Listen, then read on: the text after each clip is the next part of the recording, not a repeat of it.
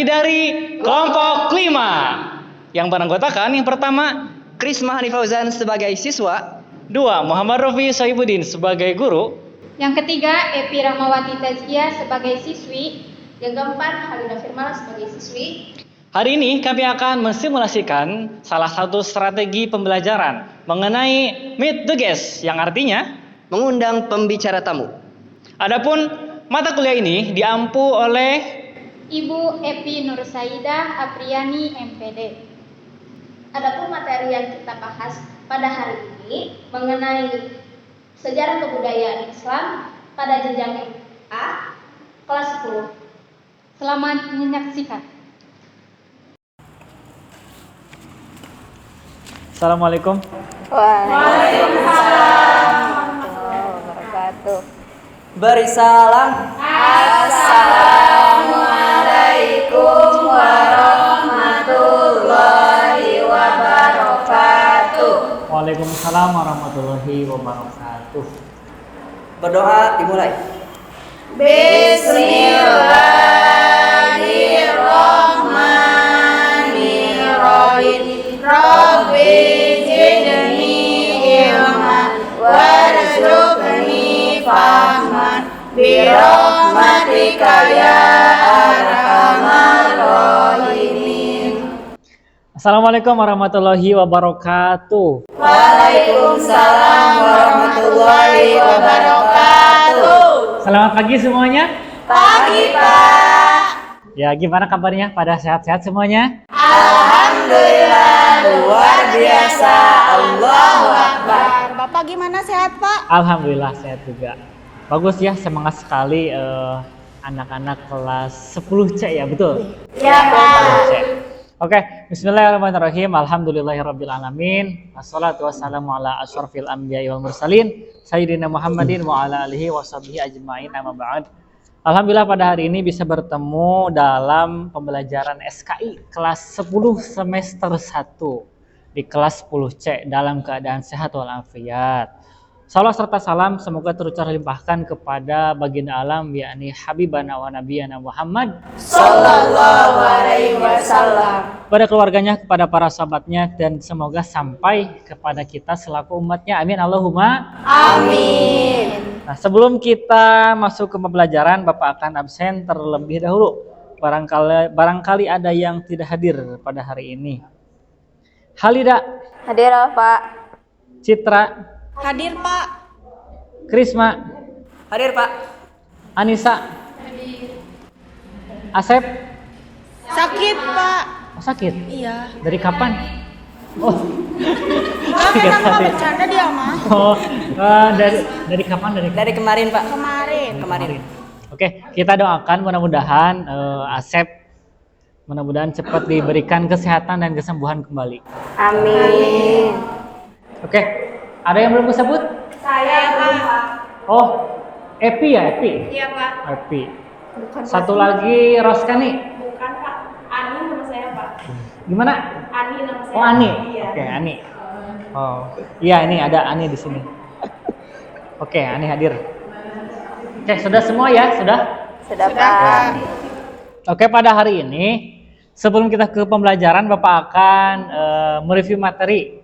Nah, sebelum kita mereview materi, coba ada yang masih ingat gak minggu kemarin kita belajar tentang apa? Pak. Oh ada, silakan. Gimana? Minggu kemarin kita belajar tentang masa jahiliyah. Betul sekali, masa jahiliyah. Oke, coba ada yang bisa jelasin apa itu masa jahiliyah? Ya, silakan Evi. Masa kebodohan, betul sekali. Nah, hari ini Bapak akan mereview kembali materi yang telah kita pelajari pada minggu kemarin mengenai kebudayaan masyarakat Mekah sebelum Islam. Bisa dikatakan keadaan atau kebudayaan masyarakat Islam sebelum Islam datang di kota Mekah itu bisa disebut dengan masa jahil atau masa dengan penuh kebodohan. Akan tetapi anak-anak harus tahu dari masa jahiliyah tersebut ada sisi negatif dan juga sisi positifnya. Negatifnya seperti apa? Nah, pada zaman jahiliyah mereka itu suka sekali melakukan perjudian, mabuk-mabukan, menyembah berhala, dan juga perbudakan. Nah, itu negatifnya. Adapun sisi positifnya, mereka juga yang pertama mempunyai mata pencaharian sehari-hari sebagai pedagang dan juga petani. Kemudian mereka juga sangat menghormati kepada tamunya. Mereka juga sangat menepati janji. Jadi bila mana ada orang Arab dengan orang Arab saling berjanji, nah mereka akan sangat menepati janji tersebut. Dan yang terakhir, mereka juga dalam segi ilmu pengetahuan itu sangat sudah mengenal, terutama dalam hal seni, yaitu dalam bersair. Jadi mereka sangat pandai dalam membuat sajak, puisi, lagu-lagu, dan lain sebagainya. Paham semuanya? Paham. Oke. Kalau sudah paham, hari ini kita akan membahas tentang substansi dan strategi dakwah Nabi Muhammad khususnya di kota Mekah. Nah, biar kalian lebih paham, biar lebih jelas, setuju gak kalau misalkan Bapak hari ini ngundang narasumber? Setuju, Pak. Oke, kalau kalian setuju, hari ini Bapak rencana akan mengundang narasumber. Beliau adalah penceramah, kemudian sejarawan, kemudian mubalik. Nah, yang paling spektakuler adalah beliau lulusan terbaik dari Universitas Al-Azhar. Tepuk tangan untuk beliau. Nah, biar gak lama-lama, kita langsung panggil Al-Ustadz Al-Mukarram Profesor Dr. Kiai Haji Afif Septian, MPDI LC. Kepadanya dipersilahkan. Assalamualaikum. Waalaikumsalam. Bapak, gimana kabarnya, sehat? Alhamdulillah baik. Alhamdulillah. Ya, jadi anak-anak ini adalah narasumber pada hari ini yang akan menjelaskan materi tentang substansi dan strategi dakwah Nabi Muhammad Sallallahu Alaihi Wasallam. Oke, untuk mengefektifkan waktu kita mulai saja langsung ya Pak. Ya, boleh siap. Kepada yang terhormat Bapak narasumber Profesor Dr. Kiai Haji Afif Septian, MPDI LC, kepadanya dipersilahkan. Ya. Assalamualaikum warahmatullahi wabarakatuh. Waalaikumsalam warahmatullahi wabarakatuh. Bagaimana kabarnya kelas 10C ini? Alhamdulillah, luar biasa. Allahu Akbar. Terima kasih, dengan kelas-kelas di sini sangat ceria sekali ya. Mudah-mudahan kita senantiasa diberi kesehatan lahir dan batin. Amin. Yang mana di sini Bapak diberi tugas oleh Bapak Guru di sini untuk menjelaskan tentang substansi dan strategi dakwah Nabi Muhammad, yang mana yang akan dijelaskan tentang periode di Mekah. Nah, maksud dari substansi adalah inti masalah yang terjadi, dan strategi adalah sebuah rancangan atau sebuah metode untuk penyebaran Islam periode di Mekah. Karena ketika kita ingin menggapai sesuatu, maka kita harus mengorganisir apa yang diperlukan dan apa yang harus dipersiapkan untuk mencapai tujuan tersebut. Nah, dipahami sampai di sini. Nah, yang mana kejadian ini bertepatan pada Nabi Muhammad umur 40 tahun, kesempurnaan umurnya tersebut. Nabi Muhammad diberi ujian oleh Allah, yaitu keraguan atau kerasa bimbangan, sehingga Nabi Muhammad sering melakukan ujlah. Ujlah itu langsung bisa diartikan mengasingkan diri. Ya, yang mana mengasingkan diri Nabi Muhammad itu di Gua Hira. Nah, yang mana ketika Nabi Muhammad di Gua Hira, Nabi Muhammad didatangi oleh seseorang, yaitu malaikat Jibril. Nah, ketika terjadi kejadian tersebut, malaikat Jibril berkata kepada Nabi Muhammad, yaitu, "Wahai Muhammad, aku membawakan kabar bergembira kepadamu, bahwa sesungguhnya kamu adalah orang yang diutus oleh Allah Subhanahu wa Ta'ala." Yang mana Nabi Muhammad ditanya oleh malaikat Jibril, yaitu untuk Iqra. Nabi Muhammad menjawab, "La, aku tidak bisa membaca." Nah, ketika hal tersebut, malaikat Jibril bertanya lagi sampai ketiga kalinya. Nah, langsung malaikat Jibril merangkul Nabi Muhammad, senantiasa langsung menurunkan wahyu, yaitu surat pertama yang diturunkan yaitu surat Al-Alaq, yaitu dari ayat 1 sampai 5. yang mana bunyinya Iqra bismi rabbikal ladzi khalaq. Nah, sampai seterusnya. Ketika hal tersebut, Nabi Muhammad merasa gelisah atau merasa takut dan pergi ke rumahnya untuk bertemu dengan Siti Khadijah dan berkata, Nabi Muhammad ke Siti Khadijah menceritakan kejadian yang ada di Gua Hira tersebut. Nah, ketika Siti Khadijah mendengar perkataan Nabi Muhammad, langsung mengajak kepada Nabi Muhammad bertemu dengan Waraqah bin Naufal. Yang mana Waraqah bin Naufal ini adalah saudara sepupunya. Nah, dan Waraqah bin Naufal ini merupakan seseorang yang sangat taat kepada agama Nasraninya. Memahami segala urusan bahasa-bahasa Ibrani, dia paham. Bahkan kisah-kisah kejadian-kejadian Rasul sebelumnya dia paham. Ketika Nabi Muhammad menceritakan kejadian di Gua Hira kepada Waraqah bin Naufal mengatakan, "Naam, ini adalah An-Namus, yaitu malaikat Jibril. Yang mana malaikat Jibril ini adalah seseorang yang menurunkan wahyu yang sama, yaitu ketika menurunkan wahyu kepada Nabi Musa." Nah, jadi bahwa Muhammad adalah utusan Allah dari Rasul selanjutnya. Ini. Ketika kejadian tersebut, kan tadi menerima surat pertama, ketika ada masa fatrah, yaitu Nabi Muhammad merasa galau, belum ada surat lagi atau belum ada turun wahyu. Ketika kita membacakan atau mengirimkan surat, kan kita mengharapkan suatu balasan surat tersebut, kan itu ada sifat galaunya. Ketika hal tersebut, Nabi Muhammad berjalan-jalan menaiki unta. Terdengarlah ketika hal berjalan-jalan tersebut ada suara gemuruh di atas langit. Ketika Rasul melihat ke atas, melihat malaikat Jibril dengan wujud aslinya yang mana sedang menduduki antara langit dan bumi. Saking takutnya Nabi Muhammad ketika melihat wujud tersebut, Nabi Muhammad langsung mengingat kejadian yang ada di Gua Hira. Yang mana di Gua Hira itu kan tersebut menurunkan wahyu. Langsung Nabi Muhammad berlari ke bumi, ke rumahnya, bertemu dengan Siti Khadijah dan berkata kepada Siti Khadijah tersebut, "Wahai Khadijah, selimutilah aku dengan perasaan yang sangat merinding." Nah, dengan kejadian tersebut turunlah wahyu, yaitu surat Al-Mudassir. Al-Mudassir, ya ayyuhal mudassir, qum fa'andir, dan seterusnya sampai ayat 7. Ketika hal tersebut, Nabi Muhammad tidak lagi merasa merinding lagi, akan tetapi bangkit untuk merancang bagaimana proses kita penyebaran Islam di periode Mekah. Nah, ketika penyebaran tersebut, Nabi Muhammad berpikir bagaimana nih situasi di Mekah yang orang Quraisy tersebut orang-orangnya keras. Nah, di situ dijadikan periode dakwah secara sembunyi-sembunyi. Nah, ketika hal tersebut, dakwah secara sembunyi-sembunyi, yaitu menghasilkan dakwahnya kepada kerabat-kerabatnya dan kepada keluarganya.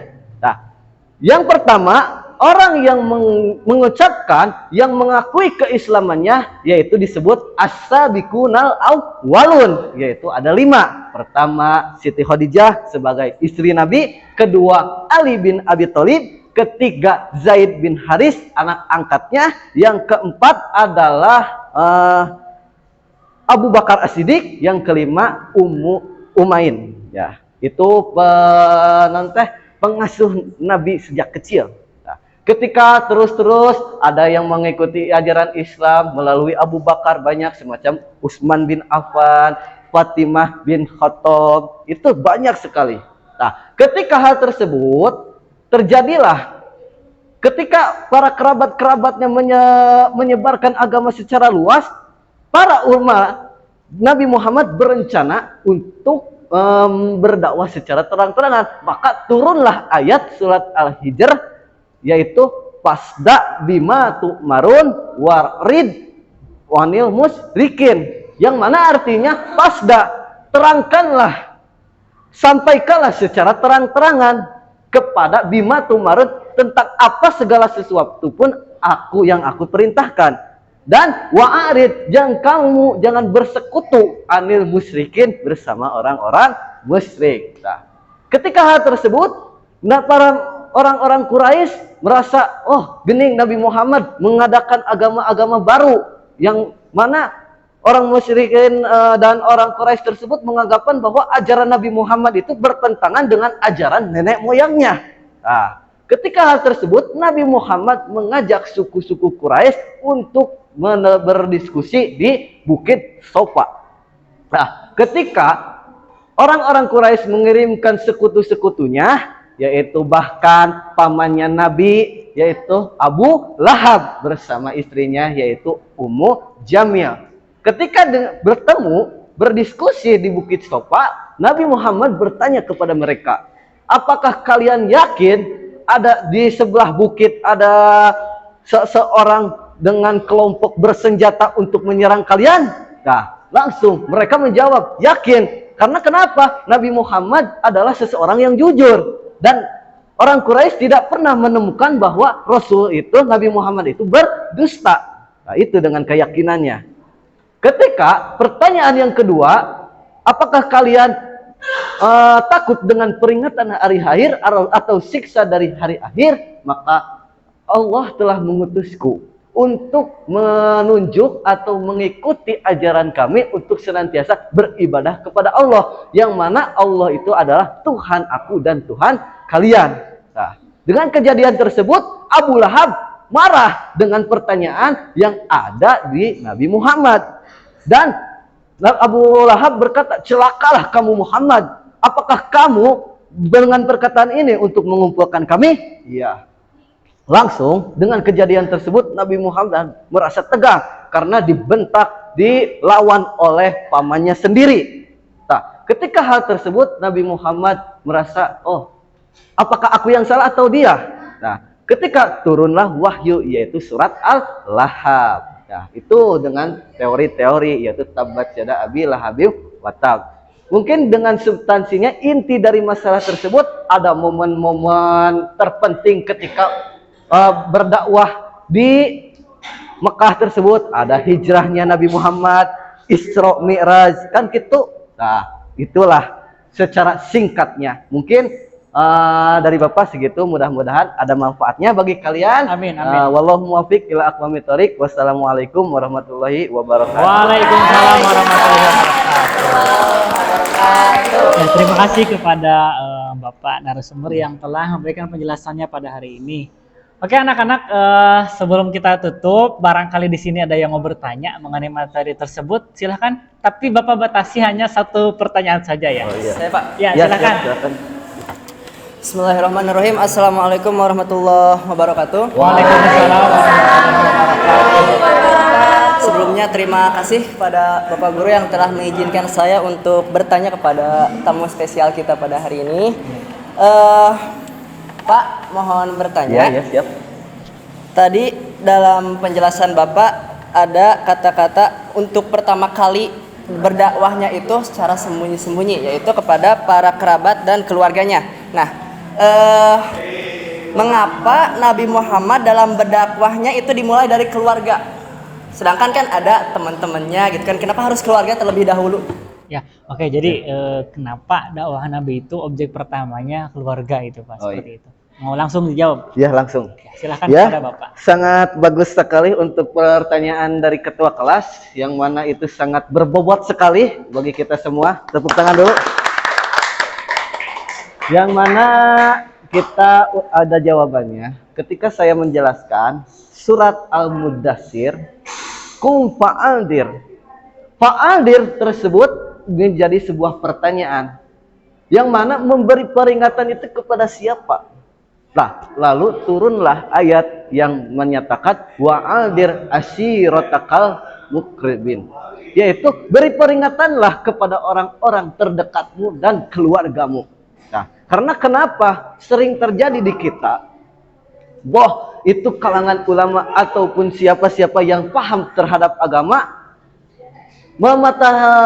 menceramahi orang-orang tapi tidak mendidik keluarganya sendiri. Sehingga akibatnya anak-anak tersebut, anak-anaknya sehingga bisa berzina, bermabok, ataupun sesuatu hal yang dilarang oleh agama. Bisa jadi, karena kenapa? seorang suami itu akan menanggung dosa yang dilakukan oleh istri dan anaknya. Itu mungkin pertanyaan yang saya jawab gitu. Barangkali Anda puas? Ya. Ya, siap. Terima kasih. Oke. Ya. Sekali lagi terima kasih kepada Bapak yang telah menjelaskan materinya dengan sangat baik. Dan anak-anak sebelum kita tutup dapat disimpulkan bahwasannya strategi dakwah Nabi ketika di Mekah itu ada dua. Pertama secara sembunyi, kedua secara terang. Nah, adapun objek dakwah Nabi yang pertama kali adalah keluarga. Karena yang terpenting daripada diri kita itu adalah sebuah keluarga. Sudah paham semuanya? Oke, kalau sudah paham, mari kita tutup pembelajaran kali ini dengan bacaan hamd. Pak, Ya, gimana? bagaimana ada seksi pemotongan dulu? Soalnya mau dipoto sama si bapak ini. Oh, foto bersama. Iya, Pak. Gimana Pak, boleh? Iya, boleh. Ya udah, sok. Anak-anak aja yang kesini ya. Nanti di fotonya di sebelah sini. Tolong fotoin ya. Ya, siap, Pak.